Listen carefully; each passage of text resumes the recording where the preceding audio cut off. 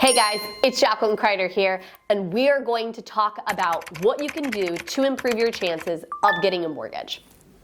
So I get asked a lot, okay, so I want to buy a house, I'm not quite there yet, perfectly fine, totally get that. What can I do to improve my chances of making sure that I can get a home? It's a really, really good question. So one thing that I highly recommend you do is actually talk to the experts, right? Go ahead, let us do a consultation for you. A lot of times we can either not pull your credit or we can even do something called a soft pull. It means that we take like a peek at your credit without actually damaging it in any kind of a way. So that's something that we definitely can do. But if you don't want to talk to one of us, that seems kind of scary. I don't know if I'm quite there yet. It's okay. I hear you. So in that particular case, what I want you to do is remember these things. Number one, you want your credit to be as good as possible, right? Great credit. But maybe my credit hasn't been that great in past. Great, understood. So either let's work with somebody, let's get it repaired, or let's make sure that we pay everything on time. Paying on time, very important. We keep our credit card balances down. So general rule of thumb is 10% or less if possible, okay? Definitely no more than 33%. So if you've got a $1,000 limit on a credit card, you ideally want to keep it at $100 or below. If you can't do that, 333 or below, right? About there, 300 below. Sorry, that would be a 30%, 300 or below. That would be definitely where you want to keep that. A decent mix of accounts is a good idea. So you don't want to have only credit cards or only mortgages or only installment loans. An installment loan, by the way, is like a car loan, a personal loan, anything that has a set period of time that is not tied to a house. That is what an installment loan is, right? So keep all of those on time. If you have medical collections and things like that, this is very important. Do not just pay them off. There's ways you can potentially remove them from your credit report, or if you are going to pay them, there's ways you can do it. And I'll try to do another video on that where you can actually take, you can go through and have them actually, like if you pay them, they'll remove it from the credit report by doing a letter of deletion. There's choices here, okay? But it's very important that you don't just pay them off, etc.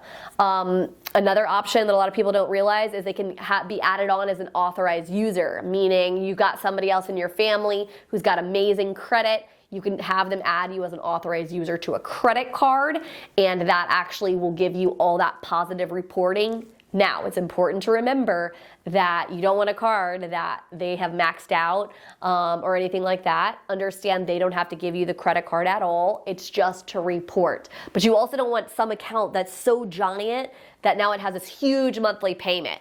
So just kind of keep these things, at the top of your head. Another thing you can do is try not to change your job. Or if you are going to change your job, before you make that decision, maybe talk to somebody. Because in our world, one of the things that matters, people think, oh, they have to be at their job for 2 years or more. Sometimes that is true, but the biggest factor is how you're paid. So changing pay types can cause us a lot of problems. Don't go from W-2 to 1099, right? Don't go from a fully salaried or fully hourly position to a full commission position. Things like this can potentially cause you problems, right? If you're thinking about doing that, again, I'm going to defer to please speak to an expert. We can kind of tell you if this will or won't hurt you. Another thing you can do is save all the money. The more money you got, the better off we are. So save that money. Because guess what? If you've got a bunch of money sitting in your account and we need to pay off debt, we need to have you put a little bit more money down, we need to, whatever the case may be, we can do that if you've got the money. If you don't have the money, then you know what? We're not really going to be able to touch that as much. Makes sense? By the way, little quick tip on easy ways to save money so that you don't spend it. I'm a spender. My husband's more the saver. I'm definitely more the spender.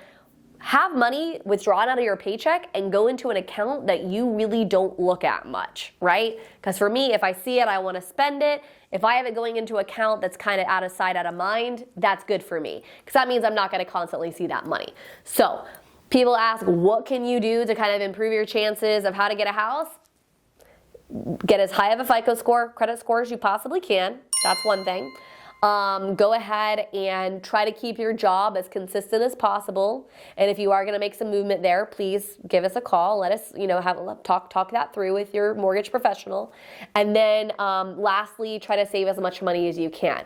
They seem pretty basic, and you're saying, well, I kind of already knew that. You did.